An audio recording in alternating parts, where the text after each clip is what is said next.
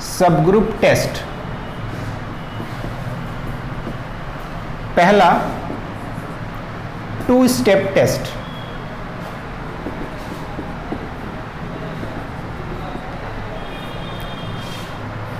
Theorem number 1 है तुम्हारी, ठीक है।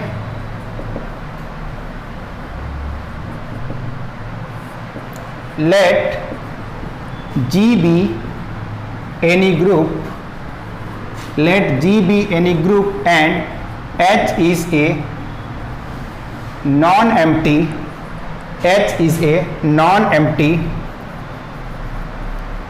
subset of G, then H is called subgroup of G if and only if first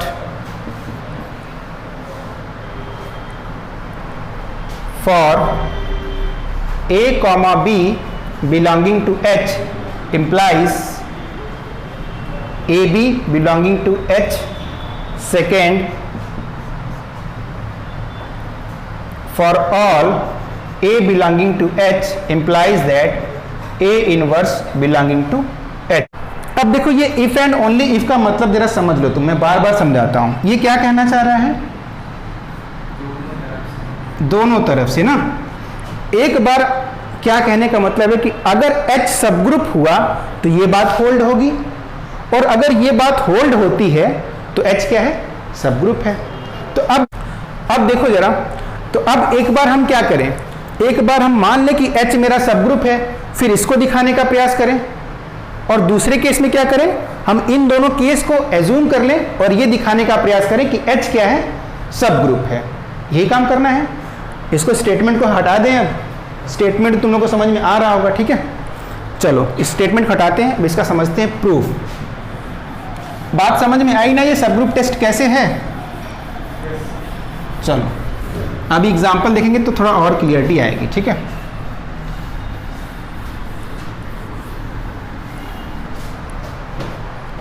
इसका proof देखो जरा।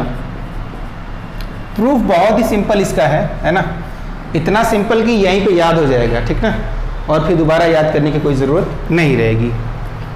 पहले केस में देखो हम क्या करेंगे, H को मान लेंगे कि वो सबग्रुप है ना। तो हम कह लेंगे कि let H is subgroup of G।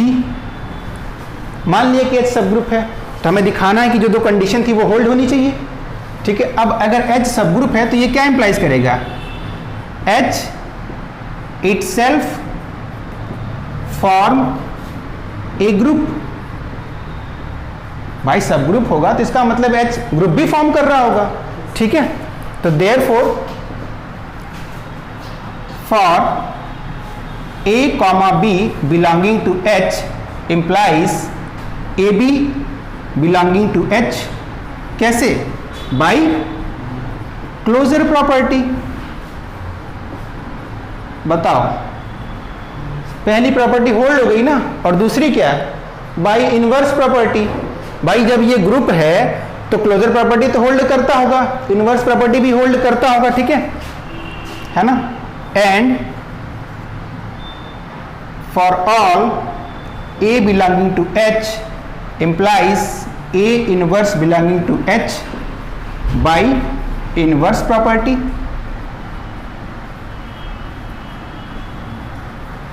ठीक है ना। hence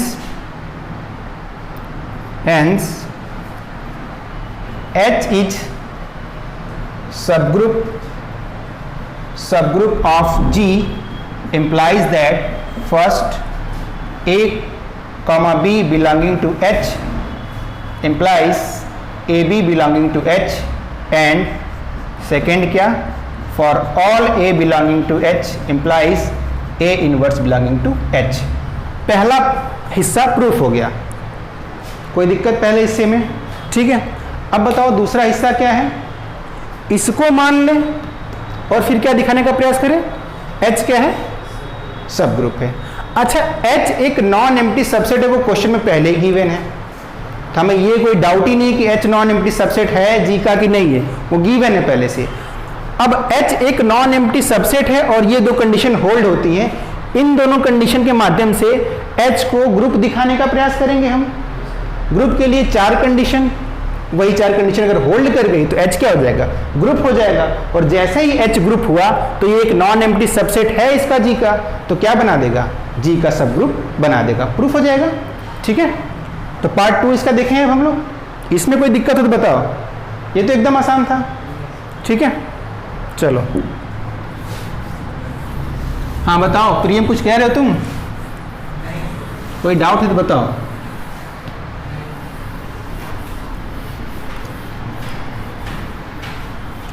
अब देखो, अब लिखेंगे कन्वर्सली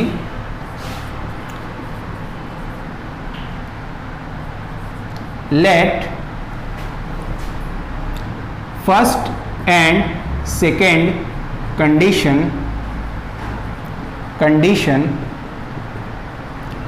होल्ड। वीडियो चल रहा है ना।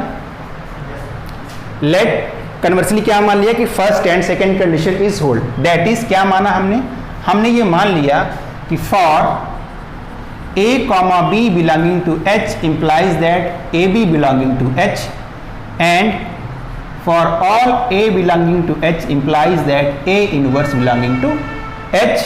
ठीक है, now we have to show that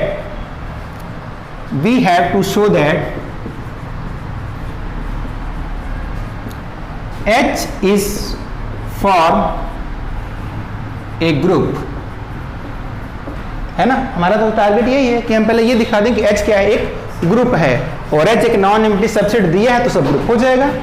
ठीक ना, है ना। Therefore first closure property,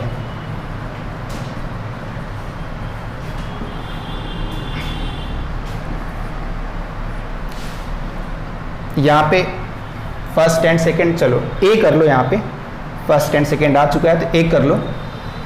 since by condition first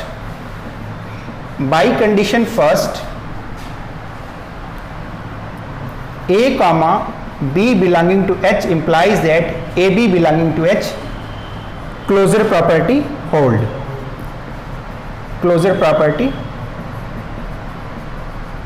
hold. ठीक है, बेसिकली जो तुम्हारे बुक में प्रूफ दिया गया होगा वो ये कह रहा होगा कि भाई देखो ये दोनों जो प्रॉपर्टियां हैं ना, ये बेसिकली क्लोजर प्रॉपर्टी और ये इनवर्स वाली प्रॉपर्टी है, तो इसका मतलब H के साथ ये दोनों प्रॉपर्टी पहले से ही होल्ड है, तो हमें बस 2 ही प्रॉपर्टी दिखानी है। कौन सी, एक एसोसिएटिव दिखानी है और एक आइडेंटिटी एलिमेंट दिखाना है। ठीक है, लेकिन हम लोग क्या कर रहे हैं, ऐसा नहीं कर रहे हैं। ये 2 कंडीशंस हैं, हम ये नहीं मान रहे कि ये इनवर्स वाली है या क्लोजर है। इनको मानते हुए हम अपनी 4 बातें दिखाएंगे, closure, associative, identity and inverse. ठीक है, तो पहली क्लोजर प्रॉपर्टी तो इसी से होल्ड हो गई। दूसरा क्या दिखाएं बताओ, बी वाला क्या बताओ, एसोसिएटिव।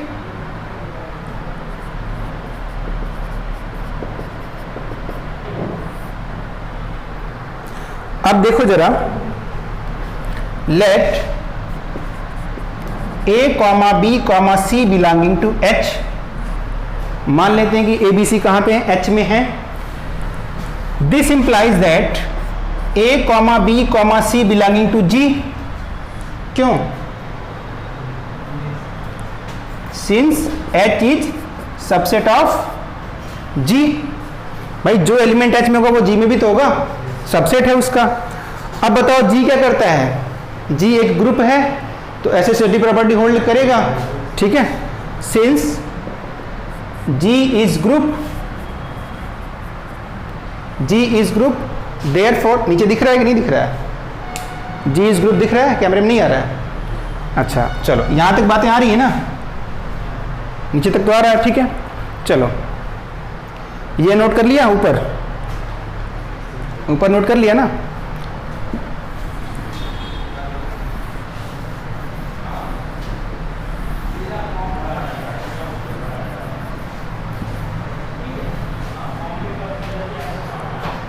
सिंस, यहां से लिखना since G is group, therefore A operate, या ऐसे लिख लो, हाँ चलो ठीक है, A operate B operate C is equals to A operate B operate C, therefore for all A, B, C belonging to H implies A operate B operate C, hence associative property is hold। ठीक है ना, बताओ कोई दिक्कत तो नहीं इसमें? Closure भी हो गया, एसोसिएटिव भी हो गया, अब क्या बचता है? आइडेंटिटी बचता है ना, तो सी लिखो, identity element, identity element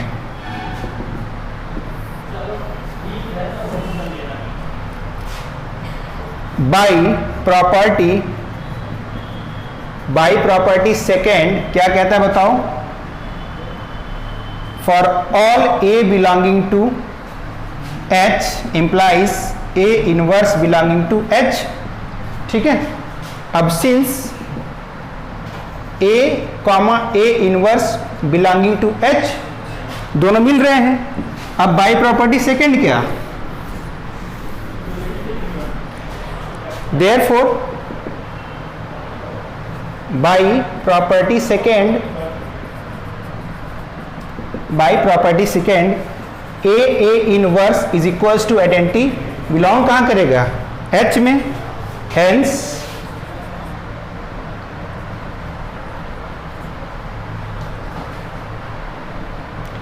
E belonging to H, therefore identity element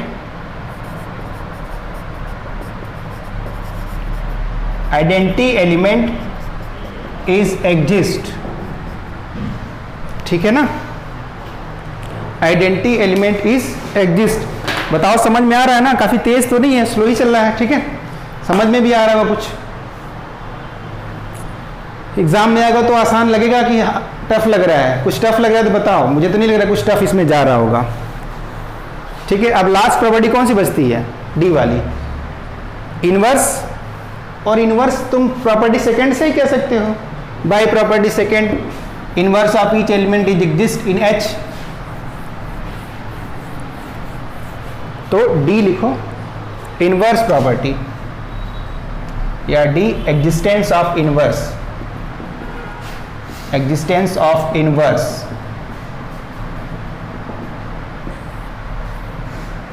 since by property first for all A belonging to H implies that A inverse belonging to H, hence inverse of each element is exist। ठीक है, therefore H is a, therefore H itself form a group, H itself form a group। Now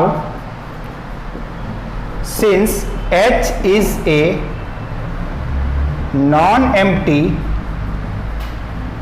subset of G and H itself a group,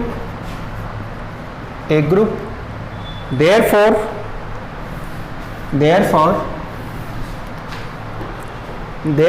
H is a subgroup of G, hence proved, है ना। मतलब अगर वो दो condition hold होती हैं तो H subgroup होता है, ये हमने दिखा दिया दोनों तरफ से, ठीक है ना।